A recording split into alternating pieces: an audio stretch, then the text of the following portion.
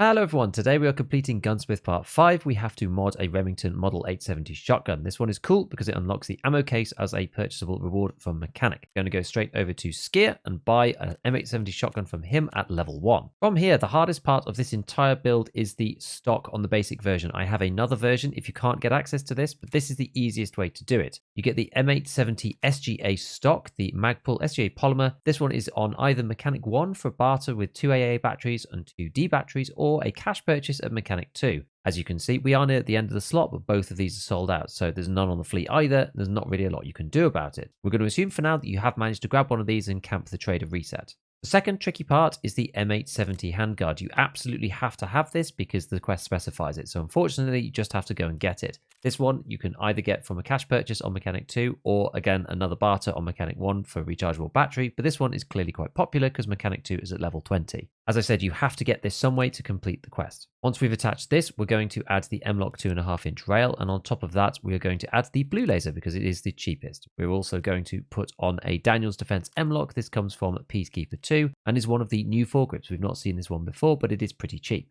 Next, we're going to put on the Remington choke. This comes from Skier, and this is all you need to complete the quest. Because I was unable to buy the M870 SGA polymer stock, we're going to do it a different way. So let's go back to Skier and let's start again. I'm going to go and get a Model 870 shotgun from him to begin with, and this time we're going to instead add the cylinder 12 gauge and on top of that the GKO2 because we need a bit more recoil reduction for this second method. Instead of the stock that we thought we had to use before, instead now this time we're going to use the AGR pistol grip. This comes from Skier 2. I'm going to put that on, and then on top of that the AGR 870 tube. On top of this we're going to add the DS150. This comes from Peacekeeper 2. Now you still do need the M870 handguard as I said before, but once we've done that we can add the M-LOK 4.1-inch rail. Before we add a foregrip, because that's probably the complicated part, we add the 2.5-inch rail up here, and we're going to also add the blue laser, and then we need to add a foregrip. We need to add basically any foregrip that has got relatively good ergonomics that has 3% recoil reduction or more. So your standard ones like the RVG Black won't cut it because the recoil won't be low enough. There is a new one called the Ossavets. This is both in tan and in black. There's a version for both, and these will do. Either of them will do. You could also do an RK1 instead, but typically speaking, this tan one is a bit cheaper because on the flea market, it's only 24k or so. So you can do this one instead,